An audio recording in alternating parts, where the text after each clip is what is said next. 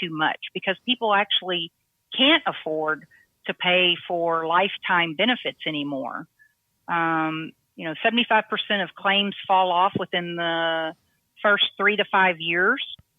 And so it's become, where I have people who come in who have old policies, and now they're, the rates have gone up almost double because it's a lifetime benefit.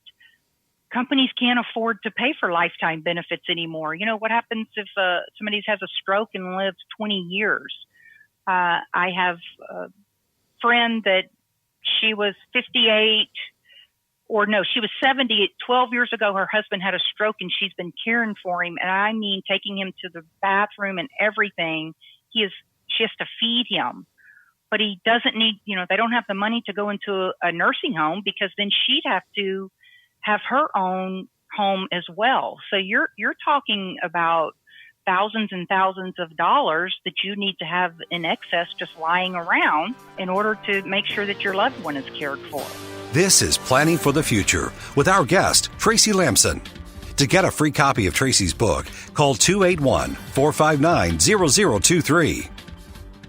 I have not even been able to look at my 401k since COVID has gone down. I read a stat that it was something like it'll take up to 7 years for people to recover with their 401k. And if they had that long-term care insurance or the benefits, and if they were planned ahead for, that stuff was pretty rock solid. It didn't take too much of a hit. No, it doesn't. As I said, my husband retired in 2011 after 38 years with ExxonMobil. He was 57. I was 42.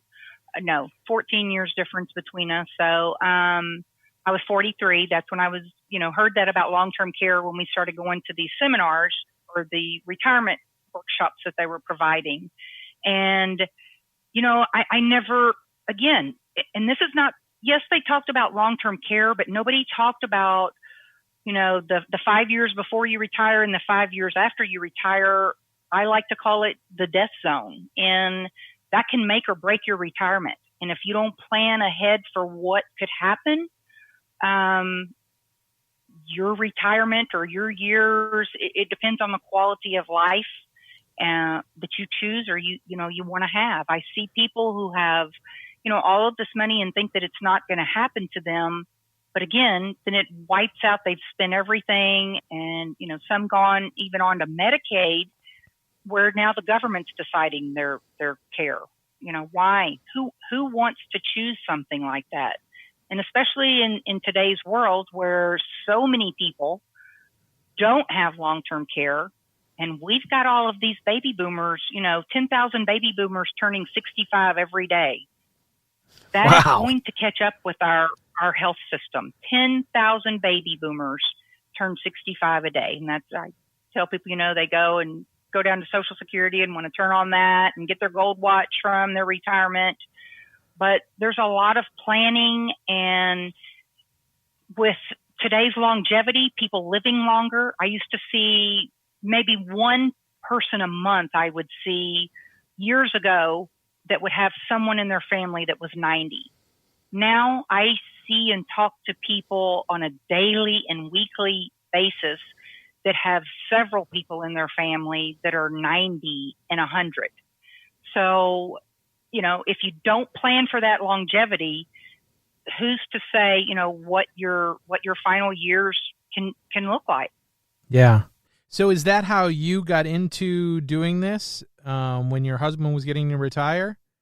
I was, I'm in Houston, so if you're in Texas, you have something to do somewhere in your bloodline with oil and gas.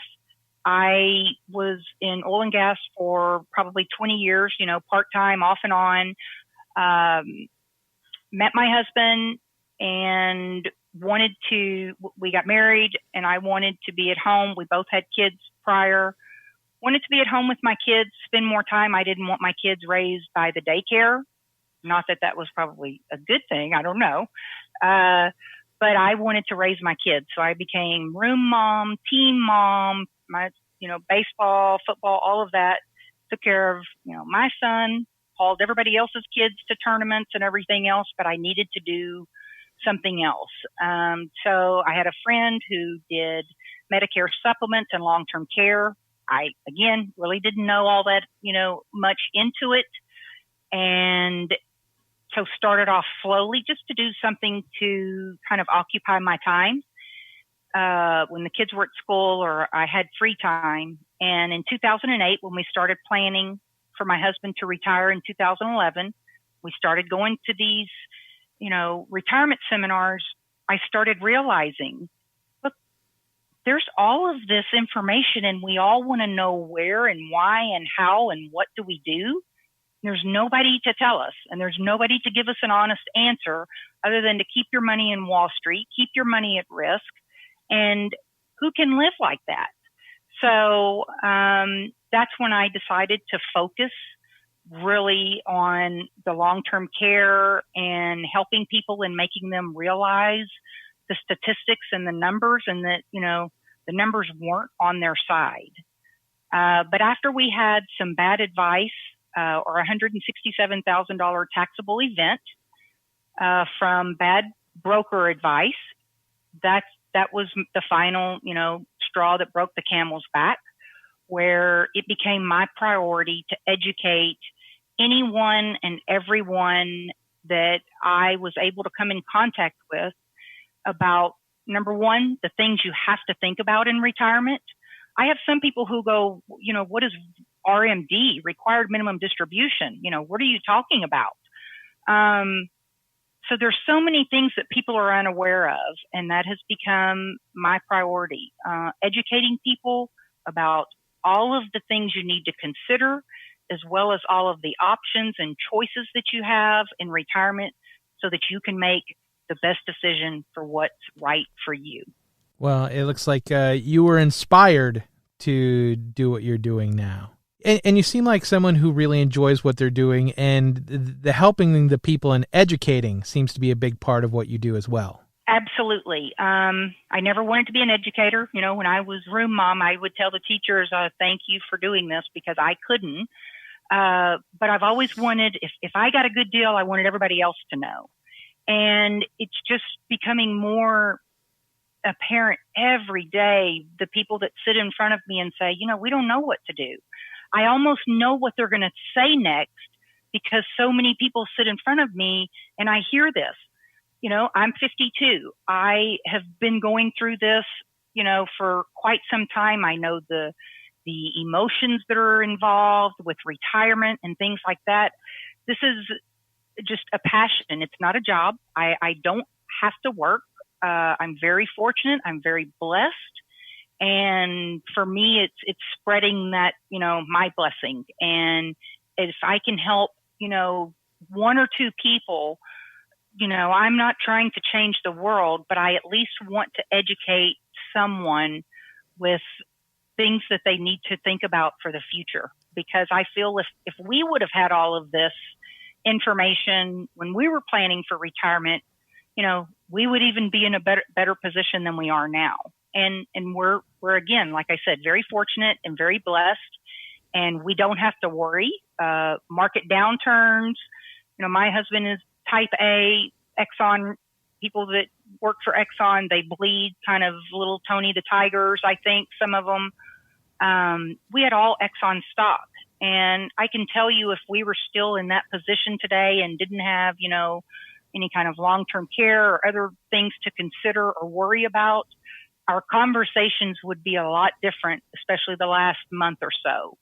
My husband, we talk about it in conversation, what the market's doing and this and that, but we know that our life is protected, our lifestyle is protected, and that we don't have to worry what's happening on Wall Street or anywhere else, to know that our lifestyle isn't going to change because we've made the decisions to put, proper things in place to take care of us down the road.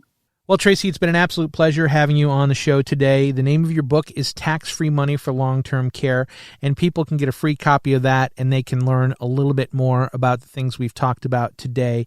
But is there another way that they can get a hold of you? They can call our office, 281-459-0023, or they can visit our website, www.lampsonretirementsolutions.com. There's a tab on there, Contact Us, and it'll just send us, an email. I love the way you put things in layman's terms and make it very understandable. And that's a big help, because it can be a confusing thing. And you've done a great job just of us talking today, making it not confusing. And I think people would appreciate that if they get to talk to you as well. I hope so. I think that it's important because we sat in front of, our money advisors where, again, my husband, very successful. You feel that you've saved all of this. Now what do? And you sit in front of someone who starts talking foreign to you over, your head, and you're like a deer in the headlights going, okay. And you have no idea what they mean, because you're too embarrassed to say, I don't understand, when I didn't go to school, to be, to manage your money or anything like that at that point in time. Everyone should understand their retirement plan, their long-term care, so that they at least enough to explain it to their neighbor. If you don't, then there's something wrong with that. You need to understand what you have, what you have for the future. And I think that it needs to be broken down in simple terms. We're speaking with Tracie Lampson. She is the president of Lampson Retirement Solutions. And Tracie, I really, really look forward to us chatting again sometime. I can't wait, Brendan. Thanks so much. It was great. I enjoyed it. Thanks for listening to Planning for the Future, the podcast. To get a free copy of Tracie's book, call 281-459-0023. Planning for the Future, brought to you by the Elder Care Media Network and produced by thepodcastproshop.com.